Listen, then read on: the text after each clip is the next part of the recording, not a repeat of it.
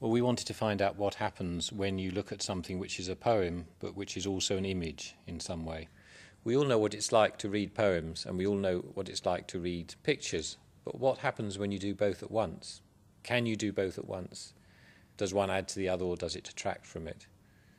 All poetry has a visual aspect, even if it's just printed in lines on the page. The lines are having an effect on your responses. But obviously with these hybrid forms like concrete poetry or artist books, the visual aspect is much more prominent because they are also images, and sometimes the images are very powerful and immediate.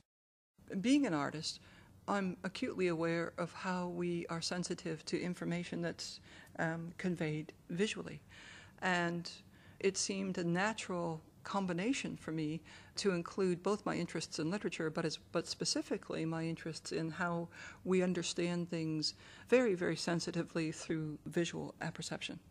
It seemed to me important to bring in this kind of idea that if you're looking at poetry beyond text, that there are so many visual components that it provides a kind of logical extension to ways that artists think and work.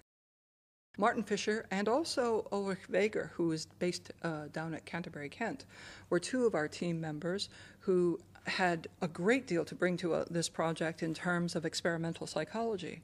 They're both fascinated with aspects of visual perception, and psychologists use many different types of techniques to try to test through experiments exactly how quickly or how we perceive or where we're looking.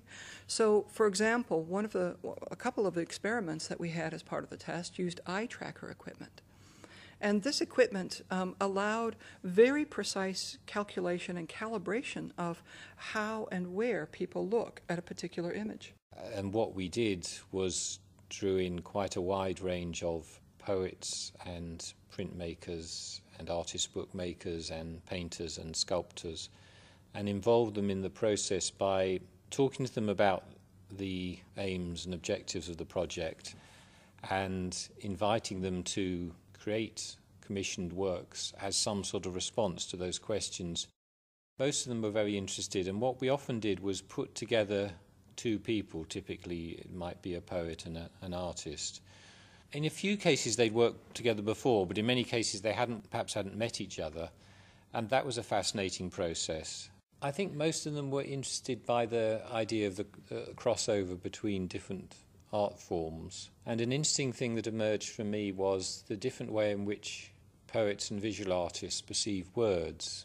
Because one thing I noticed in the final exhibition is there were quite a few cases where we had a print or a picture or an artist's book which contained words, and the words were often very hard to read. I asked Will MacLean, one of the artists, about this. He's a wonderful Scottish artist, and he'd collaborated with a poet, and the poet's words were written with a swan's quill, and they were very beautiful, in very beautiful script, but not very easy to read. I made that comment to him and asked him what he thought, and he gave an interesting response, I thought. He said, well, to an artist, words are just marks on the page. It was a partly tongue-in-cheek, humorous remark, but not entirely. And I wondered if there is a certain tension between words and images in the minds of artists, because maybe there's the fear that words are too dominating. One of my favourites is Vivam by Marion Smith and Darren Rhys-Jones. And this is a beautifully crafted box which is made of oak and lime, and it has a lid which opens, and inside there are 5 leaves of glass framed in wood which you can lift out, and written on those leaves are the words of Darren's poem. So when the box is closed, it's a sort of perfect object with no words visible, but you can open it up and then you can lift them out one by one and read the words, which are written quite faintly.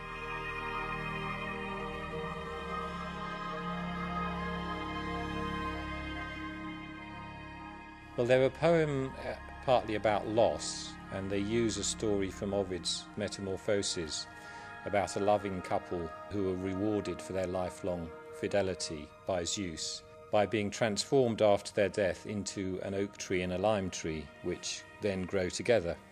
So the material construction of the box is a reflection of that story. This is a process of collaboration by the book artist Sarah Bodman and Nancy Campbell, the poet. The two of them knew each other but hadn't made a book before, and so this was their first venture together. And it's rich with images of food and meals.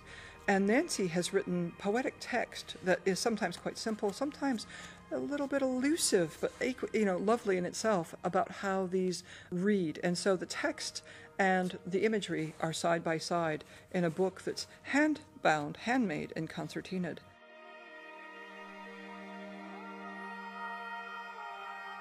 I think the records which we've created of the research, many of which are now housed in an archive at the Scottish Poetry Library, are continuing to have a life, because we've set up this online archive at the Scottish Poetry Library, and I've started gradually getting more and more emails from people who found out about it. In some cases, researchers who want to come and have a look at it.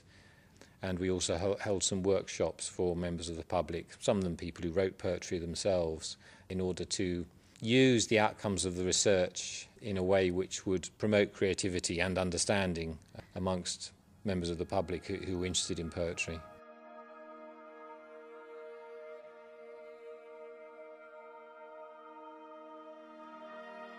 Poetry Beyond Text was a project that brought people together in ways that were kind of unexpected in some ways, but has produced lasting kinds of real rich collaborations.